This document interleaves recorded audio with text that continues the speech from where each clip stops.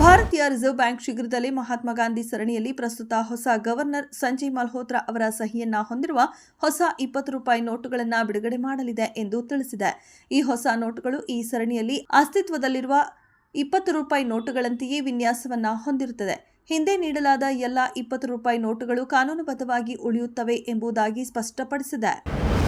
ಪ್ರಣಾಳಿಕೆಯಲ್ಲಿ ಭರವಸೆ ಕೊಟ್ಟಂತೆ ಸರ್ಕಾರಿ ನೌಕರರಿಗೆ ಹಳೆಯ ಪಿಂಚಣಿ ಯೋಜನೆ ಜಾರಿಗೊಳಿಸಲು ರಾಜ್ಯ ಸರ್ಕಾರ ಬದ್ಧವಾಗಿದೆ. ಶೀಘ್ರ ಪ್ರಕ್ರಿಯೆ ಆರಂಭಿಸಲು ಮುಖ್ಯಮಂತ್ರಿ ಸಿದ್ದರಾಮಯ್ಯ ಅವರಿಗೆ ನೌಕರರ ಪರವಾಗಿ ಮನವಿ ಸಲ್ಲಿಸುವೆ ಎಂದು ಶಾಲಾ ಶಿಕ್ಷಣ ಹಾಗೂ ಸಾಕ್ಷರತಾ ಇಲಾಖೆ ಸಚಿವ ಮಧು ಬಂಗಾರಪ್ಪ ಹೇಳಿದರು. ಮೈಸೂರು ರಾಜ್ಯ ಸರ್ಕಾರದಲ್ಲಿ ಮತ್ತೆ ಸಚಿವ ಸ್ಥಾನಕ್ಕಾಗಿ ಪೈಪೋಟಿ ಆರಂಭವಾದಂತಿದೆ.